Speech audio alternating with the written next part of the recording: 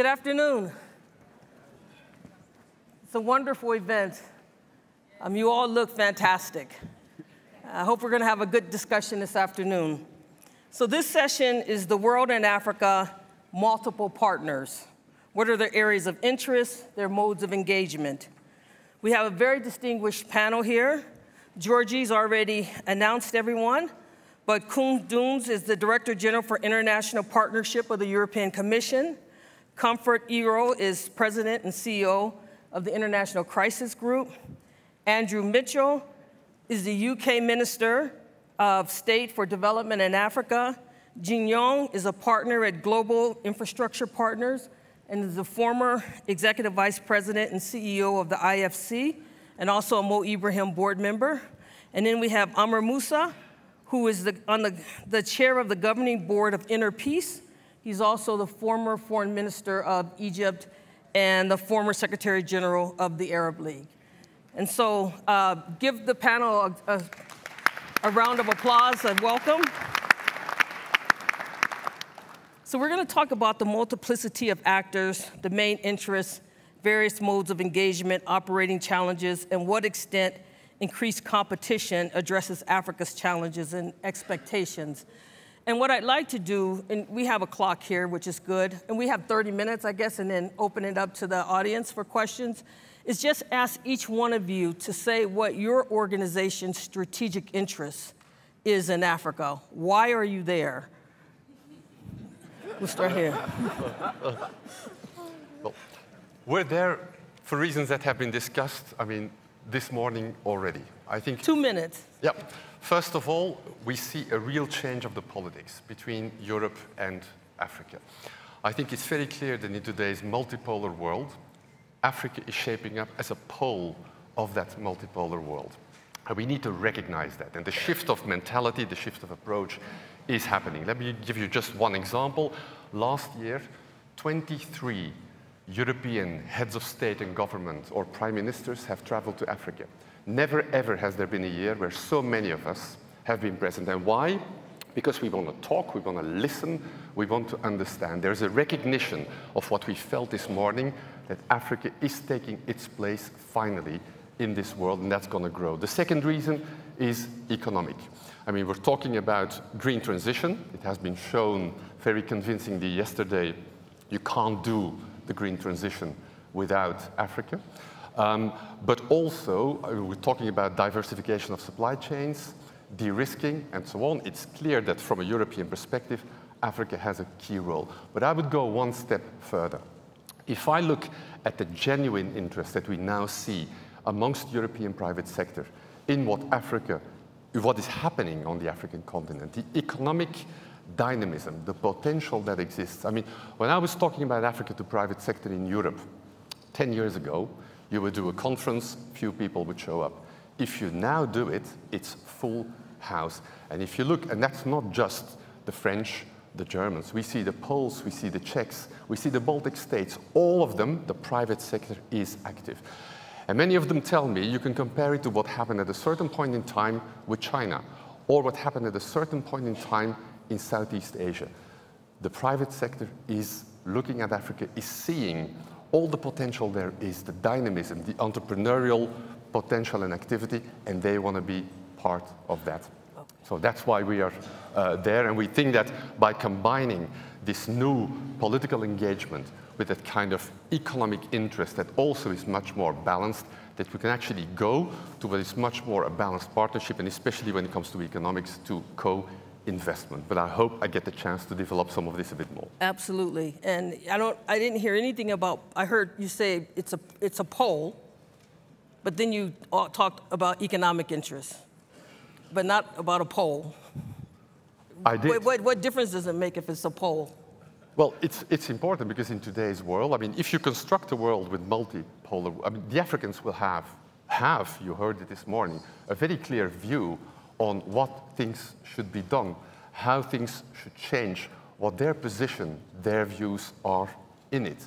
It's not taken for granted any longer, and that requires engagement. And that's the kind of engagement we are seeing now really happening, an attempt to listen rather than talk.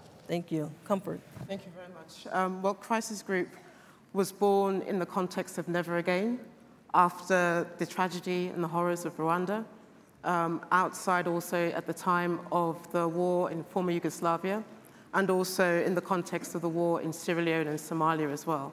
The aim of Crisis Group was to break the deadlock around political will and to find a pathway to end in crisis as well. I mean, our principal mission is around conflict prevention.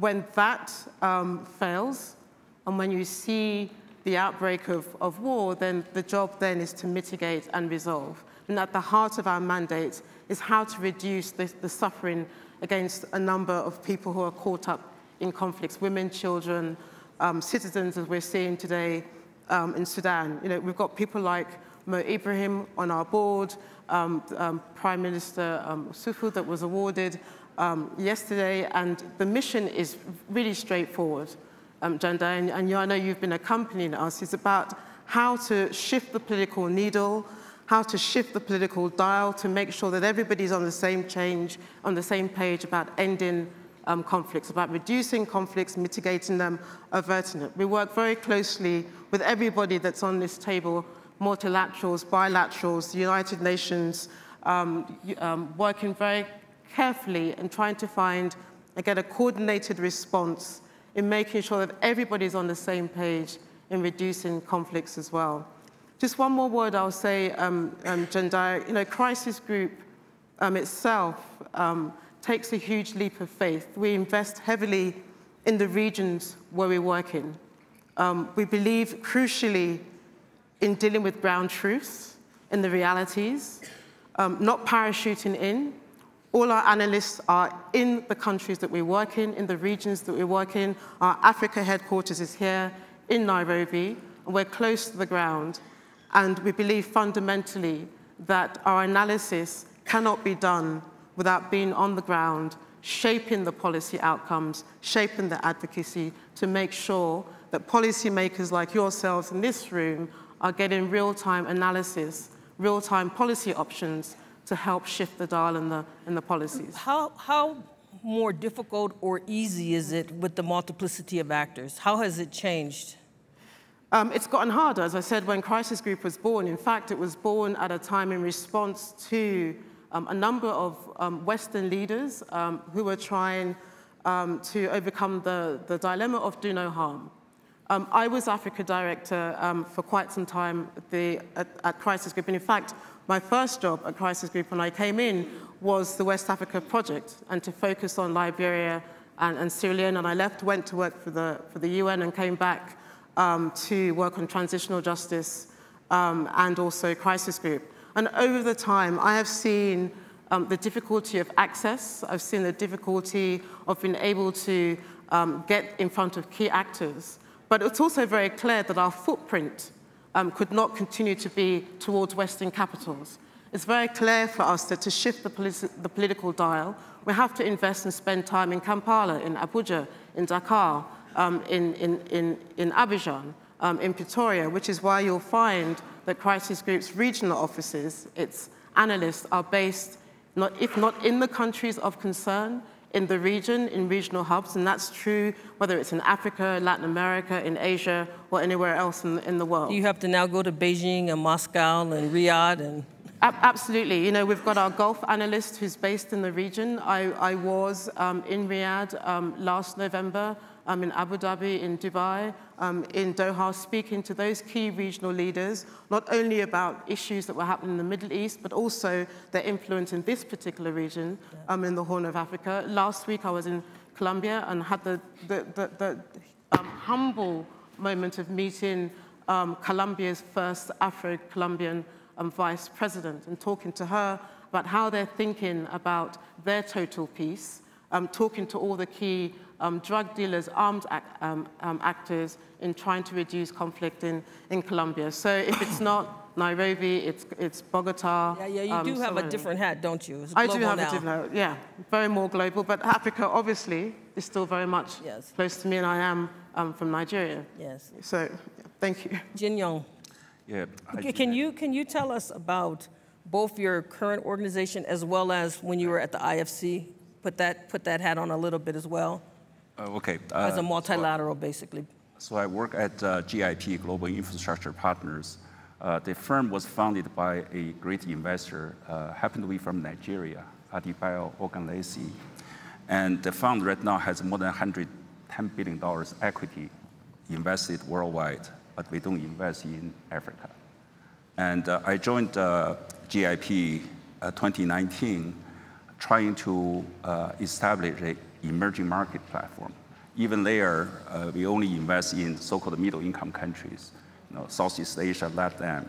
Africa, to most of the investors, really just off-limit. So, in spite of all the talk about mobilize $1 trillion, I will just tell you, it's extremely difficult. Okay, I'm not going to talk about GIP. I'm not going to talk about IFC. I think, given where I'm from, I would like to spend some time through this panel, just explain my observation of China's role in Africa. Sure. And I happen to be, went through the whole transformation process in China.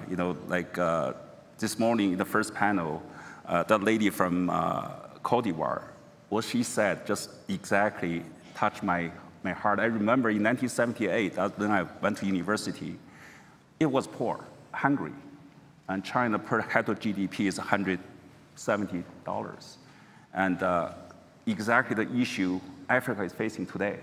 Actually, Africa right now, in many ways, has better conditions.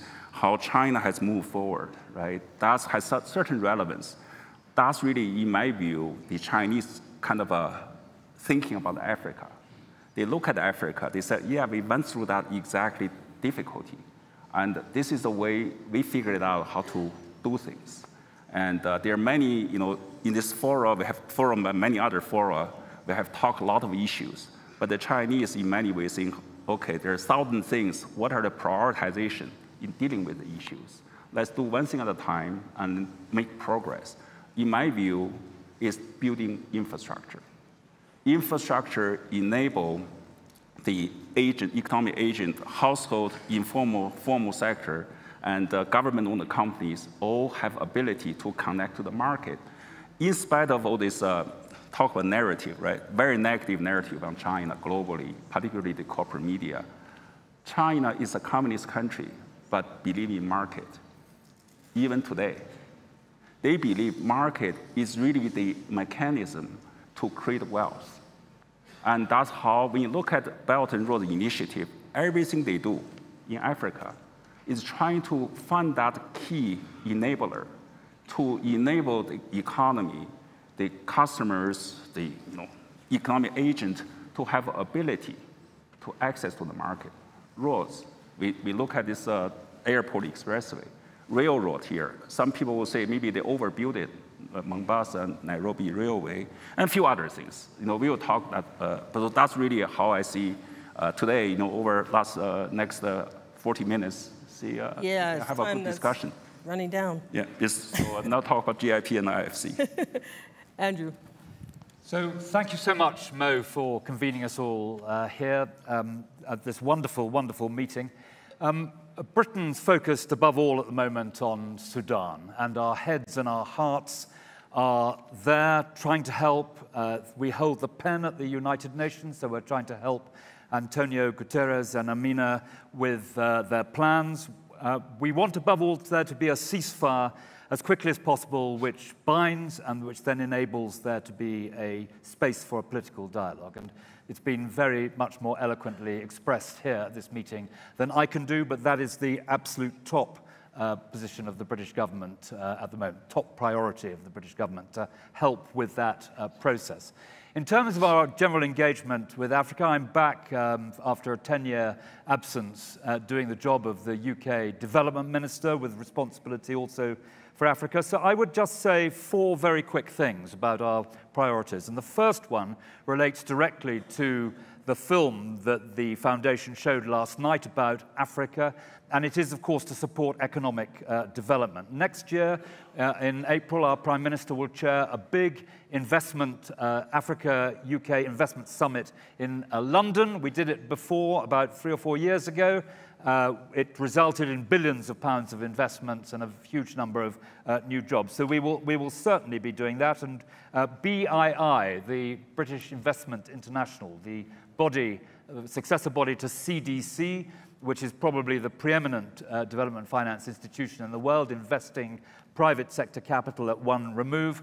That body is probably directly and indirectly employing 1 million people in the poorer parts of the world. It paid over the last 5 years $10 billion of taxation. It's financing a port in Somalia. It's an example of the huge advantage in elevating the social living standards, and it invested in 2021 more than $1.3 billion. So a very strong commitment to all the things that were set out in the film. Secondly, we announced last week that next year we are going to allocate £1,000 million for humanitarian relief. Much of that will obviously be allocated to Africa. We set out in a Chatham House lecture on Thursday this week the new priorities and the way in which we want British international development support to interact. But we are very clear that when it comes to humanitarian relief, if you're dealing with a drought, you must allocate a strong proportion of money for resilience and climate adaptation. So, for example, if you are having to send in water bowsers to help with a drought, for the next time you make sure that you do more on irrigation and water conservation and reservoir capacity and so forth. So that's the second one.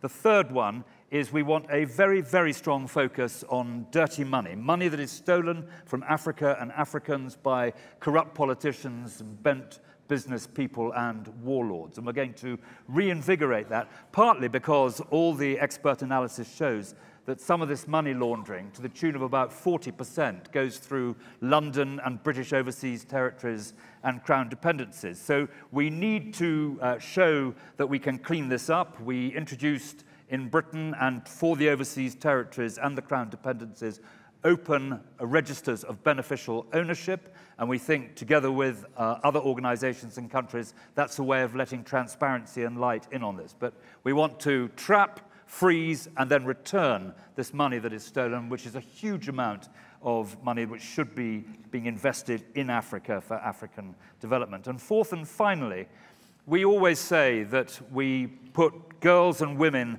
at the center of everything we do in international development, because you can't understand it unless you see it through the eyes of a girl. And we are prioritizing within that education for girls, and we've announced recently an additional program which should get another 6 million girls in Africa into school. We focus absolutely on preventing sexual violence. My colleague, Lord Ahmed, led a conference towards the end of last year in London, which I hope drove that agenda forwards. And finally, the fact that women should be able to decide for themselves whether and when they have children through the WISH program. And when I was in Niger and Senegal earlier this year, we announced a program that is specifically in that space of £33 million across the Sahel. But we're very committed to that agenda, I hope for very obvious reasons. Thank you. Thank you. Amr Musa. Well, thank you very much. I am an Egyptian, African, Arab diplomat and politician. So both of us will appreciate what the four colleagues are going to introduce to us. I listened carefully to what they have been saying. I want to say that the world is changing and Africa is also changing. And changing according to conditions that emanate from the African needs, African experience of dealing with several powers, with different qualifications for so many decades, even centuries. Now is the time for a change, and a serious change in all fields. If we select two of them, one is the partnerships with Africa, and the other one is the power of Africa within the multilateral system and the UN works. I among other African diplomats, believe that a lot of wrongs and mistakes have been committed, not only during the colonial power, but after that.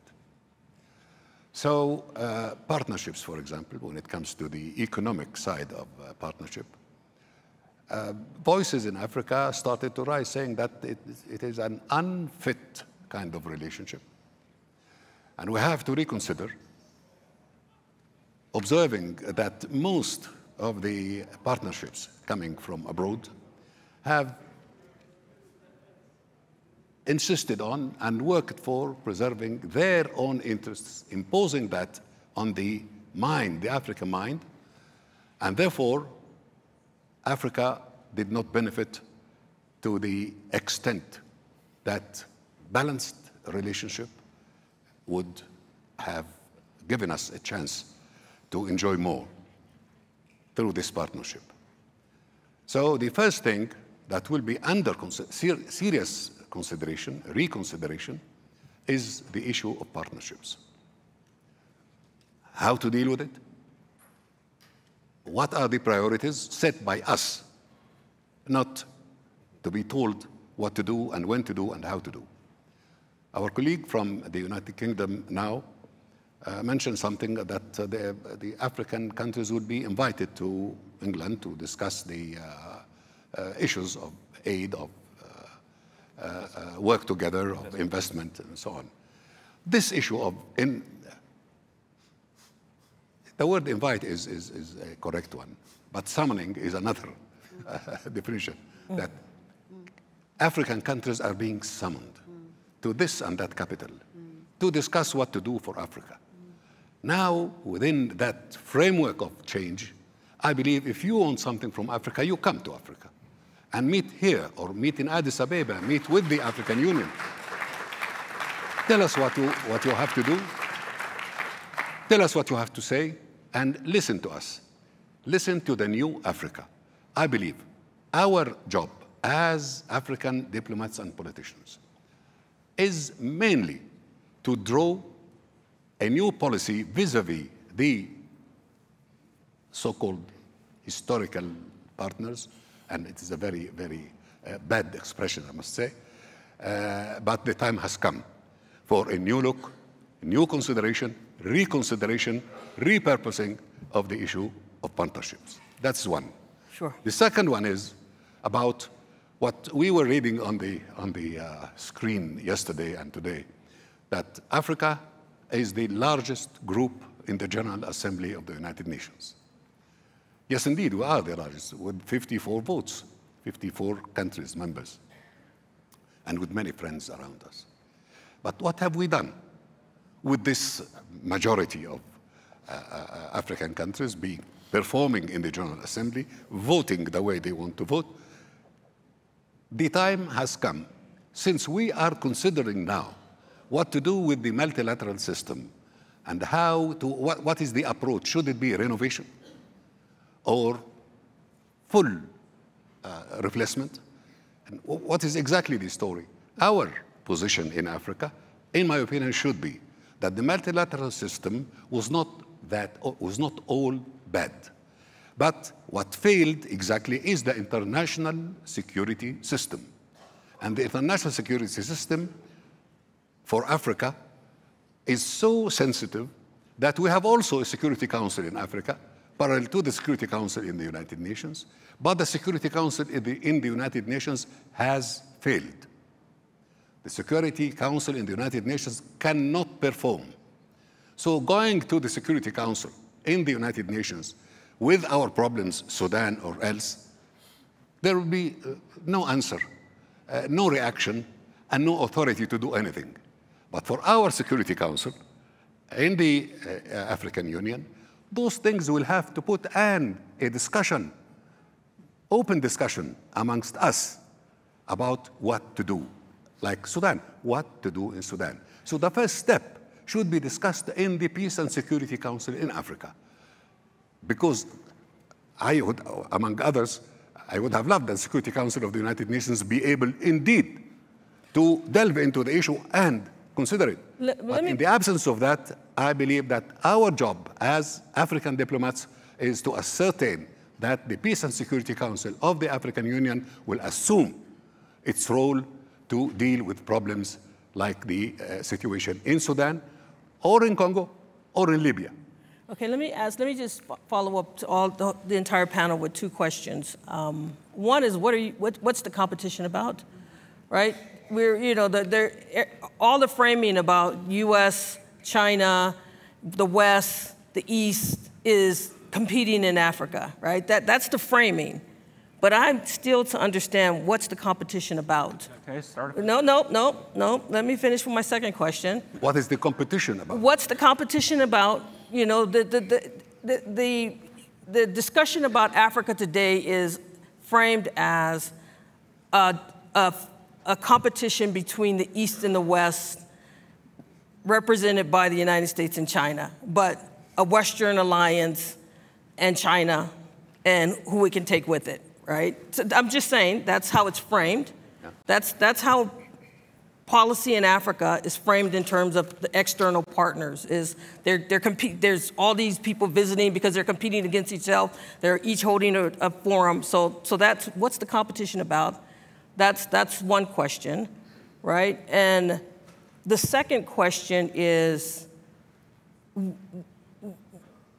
we've discussed this as if there's going to be one unified voice in Africa, right? And the Peace and Security Council, as if the Peace and Security Council has ever had one unified voice, because there's interests in the powers in Africa as well, right? And so, you know, this idea that we're going to have a magic wand and everybody's going to line up behind the AU and the AU itself is going to be a unified body is false. So that's why I was asking Comfort, and I'm asking all of you, and just to get to the specifics, what's the competition? Second, since we were talking about peace and security in Aramusa, you rightly put us there, and the last session had us there. Normally, international action of a concerted nature takes a lead country that does the collective goods and pulls people together, et cetera. With all of the polars and, you know, different actors playing, how do you get that? It's a much more difficult environment, I think. And we can't just say we should have it, right? How are we going to get there? So 2 questions. Anyone can answer. I think you wanted to start, but yeah, I'll start on this competition. It's a totally, from the Chinese perspective, it's a totally false narrative, and is, in my view, is the newspaper trying to make, you know, kind of a argument, right? Yeah. As I said earlier, everything happening in China is bad. There's, you know, though China has a lot of people present in Africa, there are problems.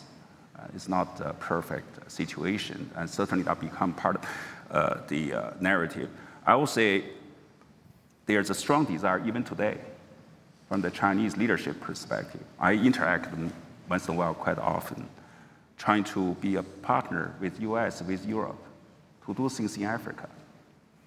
And I hope we can, you know, particularly, you know, yesterday we talked about what is the role for foundation. I really think Africa need to say, hey, we don't want competition. China has no desire to compete. I mean, this is not a competition issue. It's really, look, China doing this is not altruistic, right? It's what they keep saying, win-win solutions. And I think, you know, that's my first point. Really, it's up to the African, in my view, to put your influence in this and to organize some collaboration. And frankly, you know, compete for what? There's, you know, all the security conversation today, you hardly hear the Chinese name. Yeah. The Chinese believe non-interference because they don't believe they know better than African how to solve their problem, right?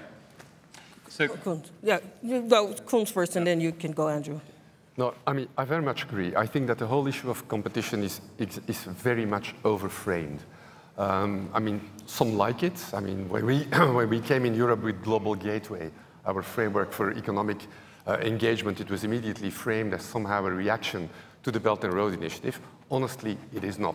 The starting point really, as I said before, it's an African continent brewing with potential, with activity, and that's what you see countries across the globe connecting with. If I look at what we're doing in Europe, I referred already to the economic interest. I mean, the number of economic business fora in African countries, we're not organizing them in Europe, we're organizing them in Africa. Over the past year, we've had them in Rwanda, in Uganda, in Zambia, in Senegal, and so on. So we've had 10 business fora last year. This is European companies going to Africa. Now, I want to add an important point to that, and we've discussed it this morning, notably indeed the woman from Côte d'Ivoire. One of the real issues we're looking at is value addition in the African continent for the African continent. And the example of cacao was given. We've started 2 years ago with the governments of Ghana and Côte d'Ivoire precisely to talk about cacao. And we brought together in discussions the farmers' associations, the two governments, the traders, and the European producers. And we're looking at changing the terms of trade, but not just about paying more for the beans, but actually bringing investment in processing of those beans to those two countries. We are seeing this in a number of areas. But wouldn't it be easier just to get some incentives to your companies to actually do the value addition instead of having a forum to talk about it? Well, that's exactly what we're doing. We know how to do this. We are giving the incentives. I mean, I know there's a lot of talk about Europe now diverting money to Ukraine. This is not true. Collectively, 23 billion euro in grant money every year goes from Team Europe to Africa. And Ukraine has not decreased that at all. Okay. How do we use this money? More and more precisely, we are using it together with the banks to de-risk investments. And that's exactly the kind of dynamic in our relation with the African countries we want to do. An increasing part of how we mobilize money is exactly done to do that, to de-risk investments by African companies and by European Okay, I'm going to let Andrew speak. So I want to say that everything that our focus is absolutely on partnership. And if I may say to my friend here on my left, I think we've gone very considerably beyond what you described. I mean, you were trying to say that we were summoning people to London for our investment conference. Nothing could be further from the truth. As I actually said, we are inviting people to come to this conference. So I mean, this idea of sort of rich countries telling poor countries what to do, I mean, that went out of the window 20, 30 years ago. And we are very clear in Britain that the thrust of our relationship with Africa, which is a deep relationship. We're very, very clear that we are trying to help. We are partners. We are partners. That's what we do. And you mentioned the African Union. I've just come from a meeting with His Excellency, the chairperson, and the meetings that take place next week hopefully will have the African Union in the lead on what we do about Sudan. Britain has a duty, as I said at the front, to help at the United Nations because we held the pen there. But I think that what you were saying, if I may say so, we've gone beyond that now. And I hope so. In terms of the first question that you asked, I mean, I set out 4 things because it was only 2 minutes, where we are trying to work with our partners and help. That's what we're trying to do. We're trying to do what we think is the right thing to do, but it's very much led by what our partners want to see. And if I'd had time, I would have added 2 things. I would have said that the anger that is rising about the failures to deliver on promises to do with climate change, the anger at the contrast between the humanitarian money spent in Ukraine and spent in Africa, I understand that. The anger about the unfairness over vaccine access, we understand that absolutely. And we want to try and see it remedied, and we think the most important single agenda on the table for this year's series of international meetings is the Bridgetown Agenda. That is the agenda that we have to pursue if we're going to be successful in achieving any of the joint objectives that exist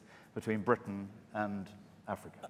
I appreciate that. Now, I'm going to let Comfort speak, but I actually think it's not the anger about those things. I think there's the hypocrisy of, for example, in Copenhagen saying no natural gas, And then when Ukraine and Russia happens, it's let's do natural gas, right? When, you know, you're basically shutting in all of these discoveries in Africa. But then, so when the interest, it gets back to interest. And I think that's the most important thing. Help isn't the right word. I think interest is the right word, and trying to find where there are mutual interests. Yes, that's the key. We completely understand the sense of injustice that exists. If you think that Britain was able to have its own industrial revolution through using tools to elevate the social and economic conditions of its citizens, which the rich world is now trying to deny to other countries which want to have those same advantages. We completely understand that, and that is why we need to do so much more to promote the climate agenda, and why the Bridgetown agenda is so important. And I was in Niger earlier this year, and seeing for myself what climate change is doing, hitting the poorest people first and hardest, and that Niger is losing agricultural land every day to the tune of 500 football pitches. So this is the year we have to accept we've reached a tipping point and deliver on these very, very important poverty and climate change objectives. Okay, Comfort. Thank you very much. Look, as I said, we engage in realities. States compete, let's just say it. I mean, I don't think we should skirt around the bush. There is competition, whether we like it or not. The nature of that competition is what we have to deal with. So let's just acknowledge that there is competition. And also, let's just also acknowledge that... for what? Well, this is what I'm going to talk about. It's also, so I'll give you a good example. Every 2 years or so, there are 54 votes are up for grabs every 2 years at the General Assembly. And suddenly, Africa's weight becomes relevant as well. So that's one form of sort of competing for the votes, for example. Mm-hmm. There's also competing for access. There's also the competition or making sure the alliances that we build support our interests. I mean, since you put Ukraine on the table, then I'll put Ukraine on the table. We saw the arm twisting in the name of Ukraine at the General Assembly to get certain countries on your side because you were concerned, rightly, about how Russia may usurp or come in to sort of bring in alliances on the continent, or you're concerned that a number of countries on the continent may not side with you on Ukraine. I think you misread what was happening on the continent, but that's a separate conversation. There is competition for access, there's competition for political control, for political debating, there is competition for energy, there's competition for oil. These have always existed, but nobody's criticizing that issue. What I take issue is the notion that you ignore it and assume that there's only one organization on the continent that you can work for and define African interests through one body as well. African countries themselves have interests. The regions are not monolithic. West Africa is not monolithic. The Horn of Africa is not monolithic as well. And I want to say this in response to what you were saying about the Peace and Security Council. The same Peace and Security Council, I'm a champion of the African Union. I believe fundamentally in what the African Union does and their efforts to reform the African Union and the multilateralism.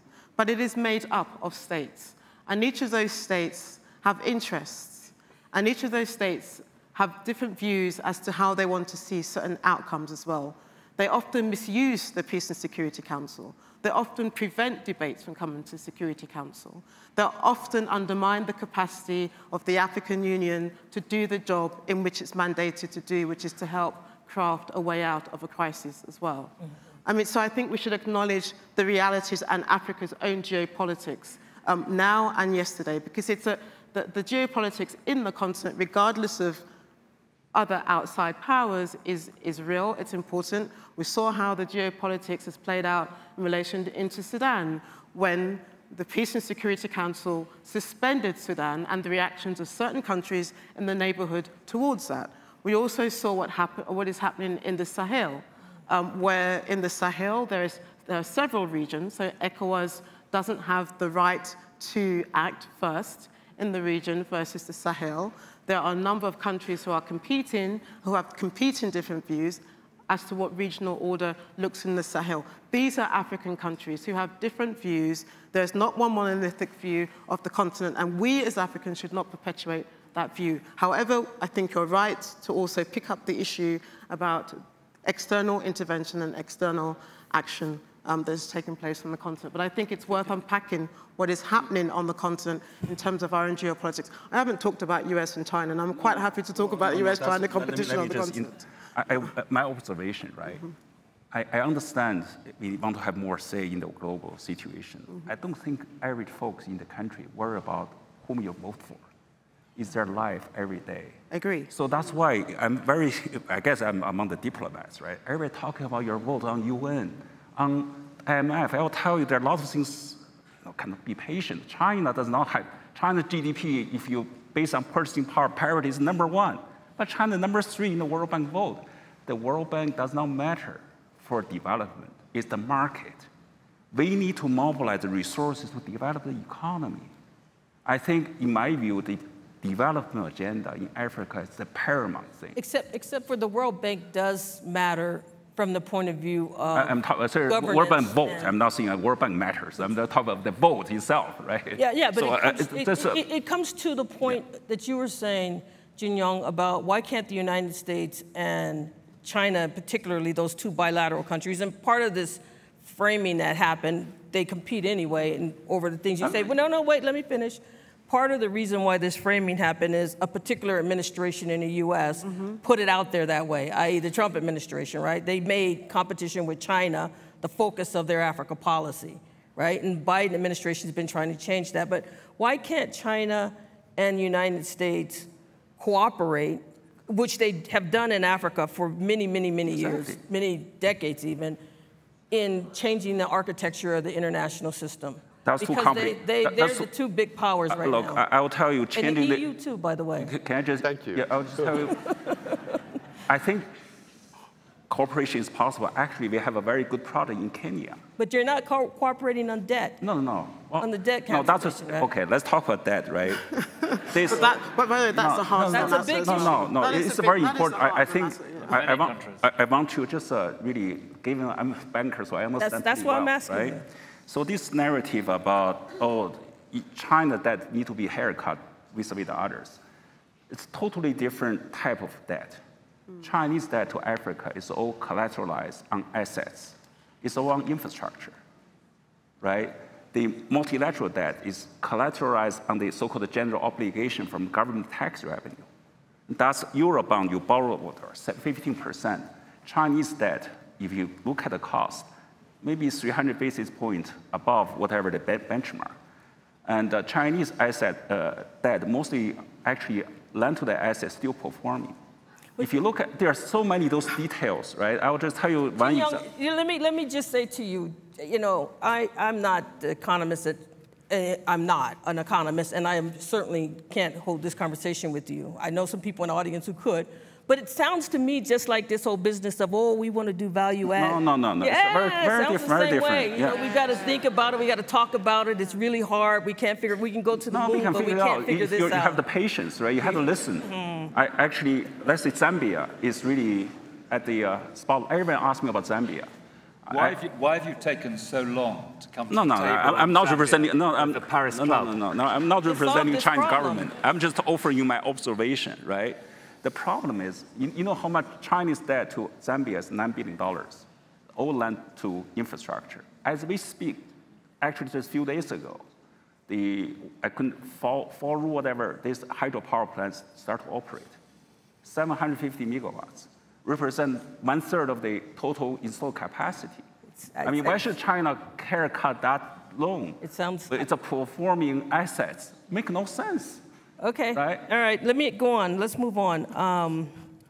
I'm going to move off at this point. Although I actually have a question about, and Jin Young, I want to come back to you on this because it's just a small question and answer it very quickly.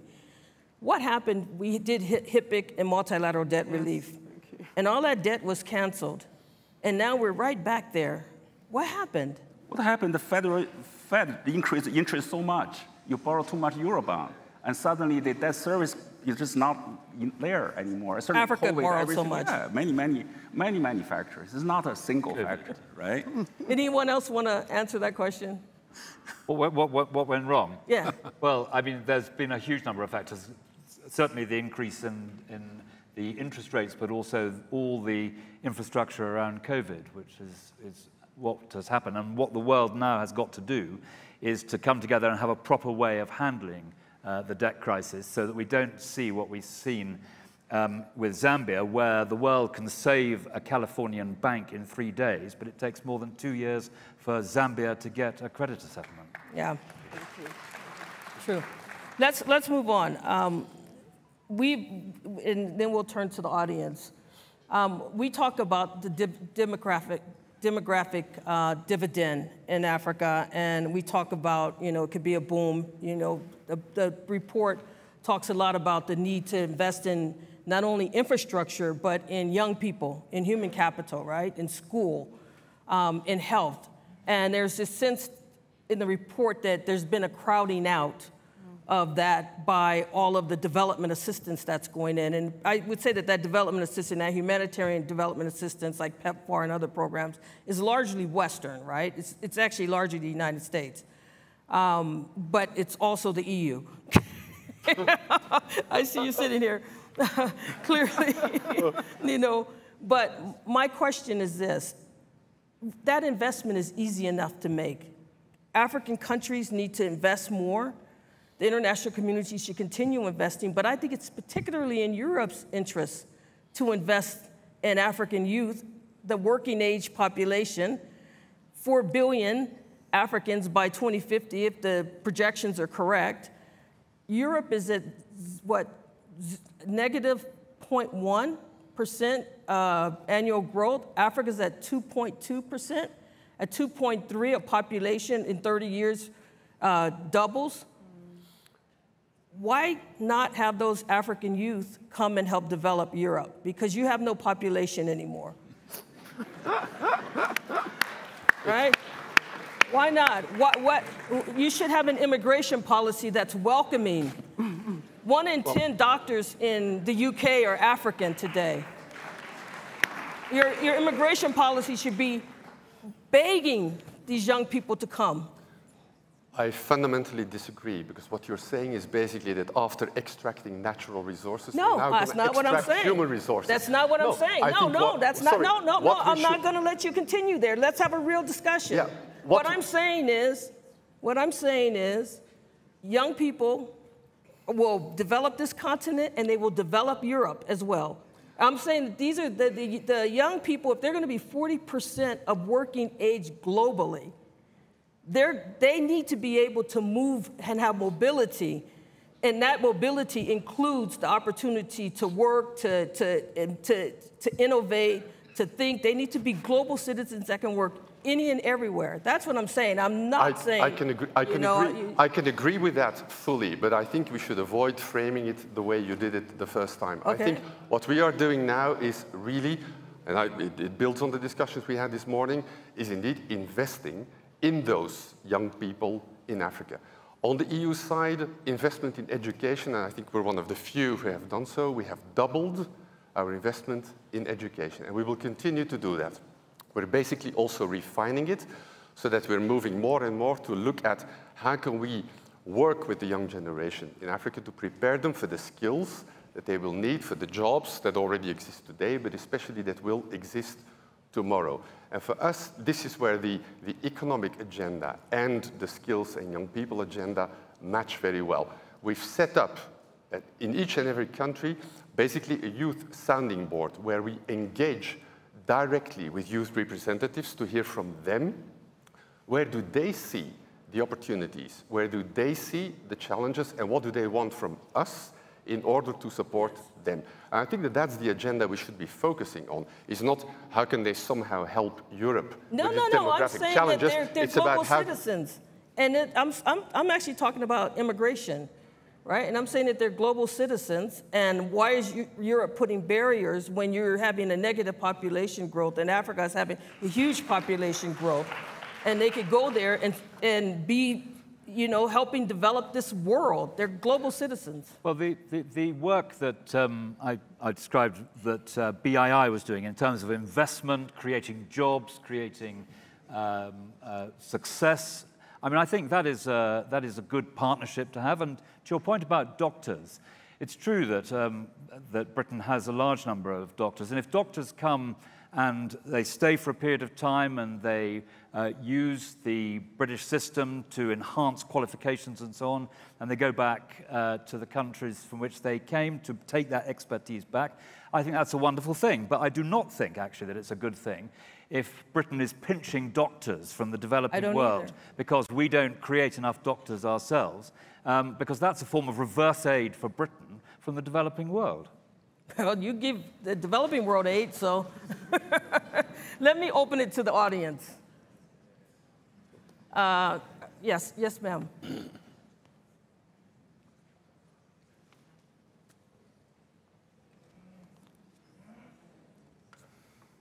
Ms. Bonda, thank you. Thank you very much for the opportunity. First, let me thank my brother Mo for this invitation to be part of this great event. I have just been appointed Goodwill Ambassador by my president for a cyclone recovery program, Cyclone Freddy. At 73, I've never seen people float, a whole village swept away.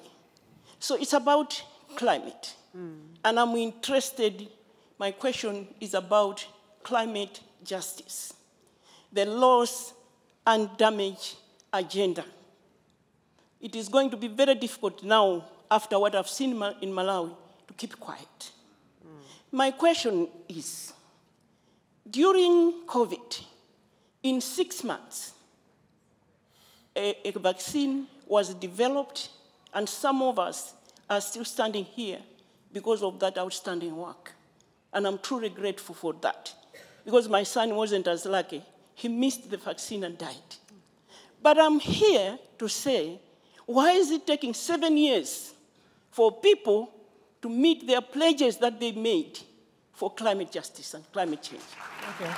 Why does it have to take 7 years? Is it because the people dying and being swept away are in the South? I have had the great opportunity of partnering with some distinguished men and women in the private sector from the global North.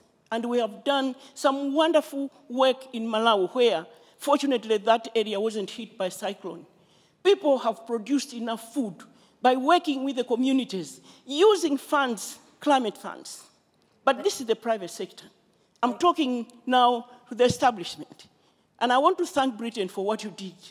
During that week, when our people were being swept away and dying and without homes, it was Tanzania, it was Zambia, it was Kenya, it was Mozambique that came to help. Thank you. Why is it that those that should have helped us looked away? That's my question. Thank you. And we're going to take one more. Well, two more. Yes, the gentleman here.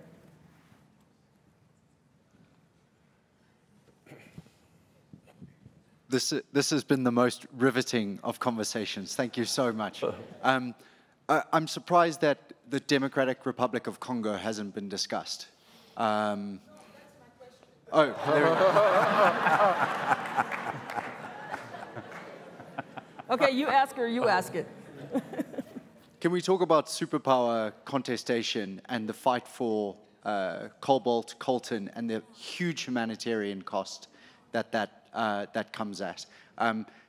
You've been fantastic moderating, so you put off our panelists to task on this one, please. Yeah. Thank you. Thank you. So did your question get answered? Or No, it didn't. She wants to ask a question. Okay, go ahead. My name is Lorraine, and thank you. By the way, this has been quite an amazing session, and hopefully we'll have an entire forum frame around this discussion. And Excellency Jendai, please moderate or own the floor, because we need more of these discussions. So my question was geared towards, Ms. Comfort, and I applaud you for the work that you do with ICG.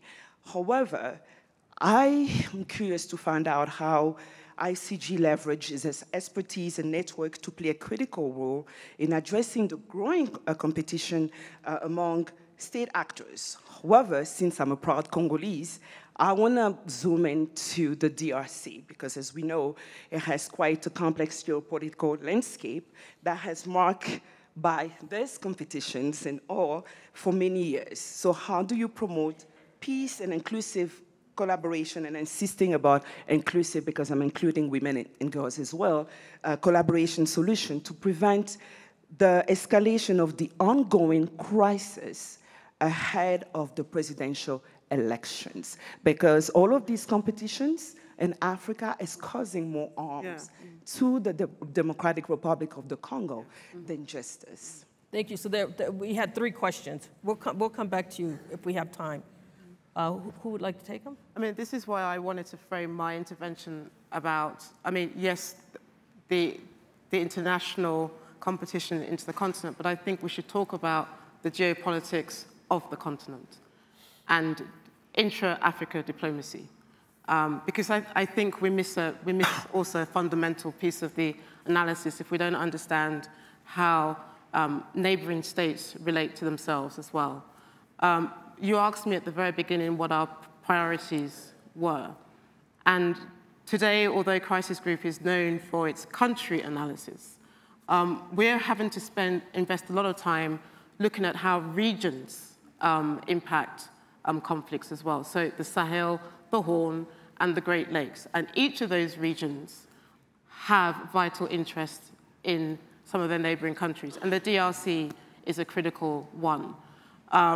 Right now, today, I think the key is how to deal and manage with some of the dilemmas, some of the insecurity, some of the national security concerns, some of the insecurities that neighboring countries, rightfully, some of them do have clear national security concerns vis-a-vis the Democratic Republic of Congo. And I don't think we should shy away from acknowledging that as well.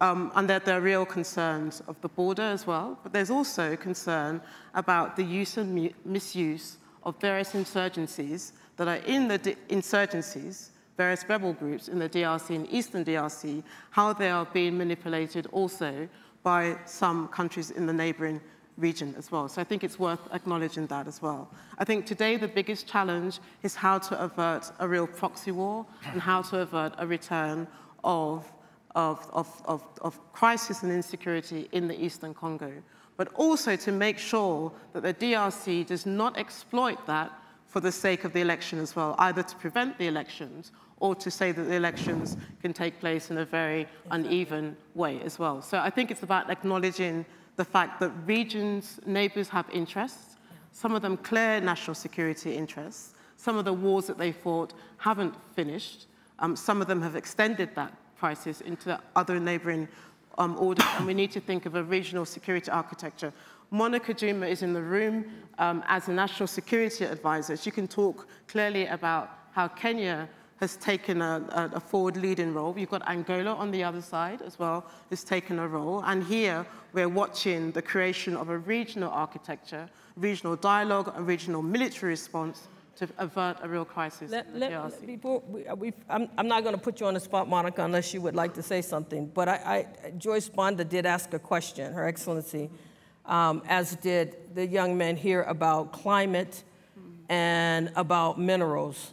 Right, about, the cobalt. He was talking about the cobalt that's in the Congo, and there's competition over the cobalt. Of course, China, I think, has like 15 of the 19 cobalt mines that are in, so they're winning that competition.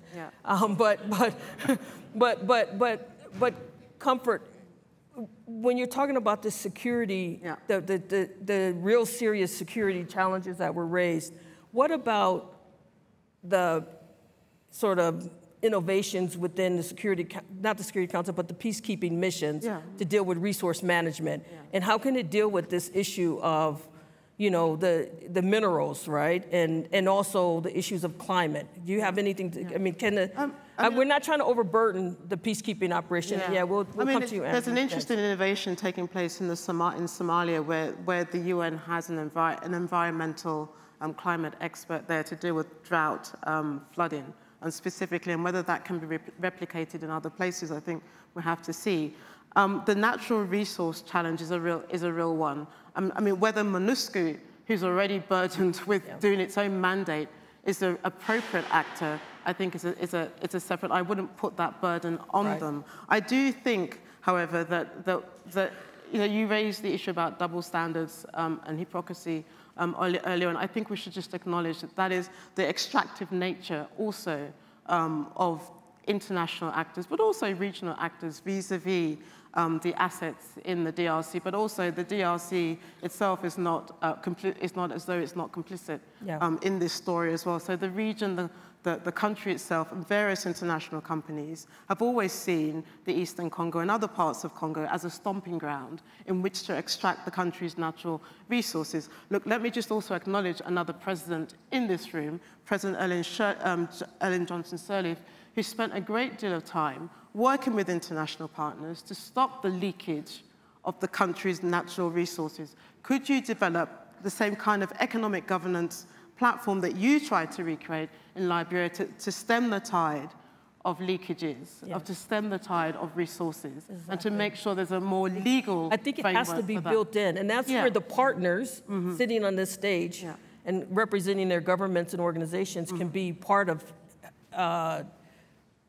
getting onto that agenda. Yeah, exactly. And the reason I mention Liberia is because you had a leader who had a very clear strategy that wasn't determined and always shaped by the outside, but was, and here's where I think you can talk about partnership in a real sense as well. And that is what's lacking, I think, in a number of countries that we're looking at today, and the DRC is one of them. And it's worth thinking about how you come back to the table to deal with the natural resource extraction. Okay, so we're out of time, but what I'm gonna do is I'm gonna ask each one of you, well, Andrew, I think you wanted to say something on this point, but then I'm gonna ask each one of you, given this discussion about the role of outsiders in Africa, please be real about how you see it now, having gone through this discussion. Well, I'll just make a very short response to the three questions, if I may, and not take any more time than that. I mean, for what Her Excellency Joyce said, I mean, we are, all of us, I think, are enormously conscious of the disaster that has hit Malawi. Britain sent both people and financial support the moment that it happened. And to your point about climate change, what's got to happen before we get to the COP in the UAE at the end of this year? There's all these way stations along the way when the international community can demonstrate its support for the climate objectives that have been promised at the Glasgow COP and also in Sharm el-Sheikh and deliver. And I think that's the very short and overgeneralized answer to your point on climate change. In terms of the question that was asked by the fellow in the shirt and tie sitting some way behind you. I mean, I think that, that in terms of the proper, uncorrupt handling of these enormous indigenous resources in the DRC, you need to have transparency and openness. You need to stop asymmetric knowledge of these matters so that the proper profits from the exploitation of minerals go rightly to the exploiter, the developer, but also to the country, and that those resources should then be properly spent. And that's something, for example, which the Extractive Industry Transparency Initiative, which I think is extremely important, tries to drive forward. And to the point about the terrible strife in the eastern DRC and the Kivus, I mean, firstly, it's very important indeed that people stick with the Nairobi and the Angola agreements. That's where we've got to have progress. Britain does not think it is sensible to point fingers at different countries. We think it's sensible to try and do everything we can to get everyone into the Nairobi and the Angola peace accords. And, you know, there's going to be an election coming up in the DRC. Britain wants to see, as everyone else wants to see, but above all, the people of the DRC want to see, a fair and free election. And we watch, I think everyone is watching with there are some brilliant candidates who are standing in this election. Some of them may even be here at this wonderful meeting. But what Britain wants to see is a free and fair election so that the people of the DRC can decide who they want to lead them, who is going to be the person with the integrity, the experience, the understanding, and the decency to lead the DRC, because that sort of process would start something that would ricochet across Africa and have a real impact. Okay, Amr Musa, you haven't said very much. We're out of time, and Mo is giving me the look. But please, just a final statement or a final point. Thank you very much. Yes, there is a lot to be said, especially in light of what we have heard from our colleagues on the relations with Africa and with the meetings about the future aid and future investments in Africa and so on. You asked the question, a basic question about US and China and the potential confrontation all over the world, and in particular as concerns us in Africa. The issue is serious because it involves the prospects of a Cold War that is emerging bit by bit now. So we cannot, and I believe, and many like me do believe that it is coming. So we have to be ready for that. Yeah. We have to discuss the repercussions of the emerging Cold War, not a potential, but emerging between the West and Russia, between America and China. All those, the repercussions of which will come to Africa. We will have to avoid being the field of that battle or being pressured to the point of so many negative repercussions on all our countries in the continent, because there will be a pull and a push. This is a serious thing. And mind you, this Cold War, especially the one America-China, is not a Cold War according to what happened in the 20th century. It will have a different interpretation and a different repercussions, different show of the Cold War that is coming up, kind of cooperation on certain fields and total opposition on others, trying to avoid confrontation, military confrontation, but at the same time applying a lot of pressure for our votes, for example. Those things have to be put before our think tanks and our Peace and Security Council and our panel of the wise, of which I am a member of that panel, and I'm going to propose that only within days, that all those organs must address the new challenges. And we have to imagine, because people are imagining what will happen here and there, imagining how and what would be the weight of that confrontation in the continent itself and on the people of the continent.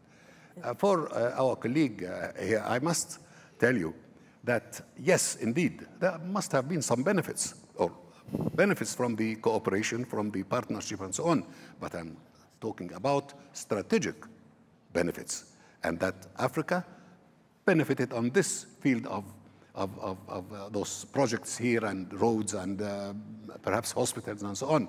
But the overall, in fact, was not in favor of Africa. That's what we have to revisit, redefine the partnership concept in order to have it according to the new understandings, new concept in the 21st century of equity, accountability, and kind of 50-50.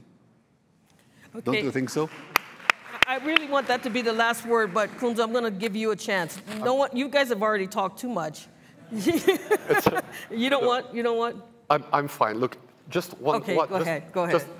Just one comment. I mean, Africa is the continent of the Africans. It's your continent. And you're now seeing how a multitude, more than ever before, a number of partners want to partner with you. Why? Because indeed, there is potential, because you see that moving. It's yours to use. It's yours to tell us what you want from us and what you don't want from us. And I think that the spirit of international partners in accepting that, maybe not fast enough, maybe with some reluctance, but the spirit is moving. So push us. Okay, thank you very much. It's an excellent panel. Thank you all.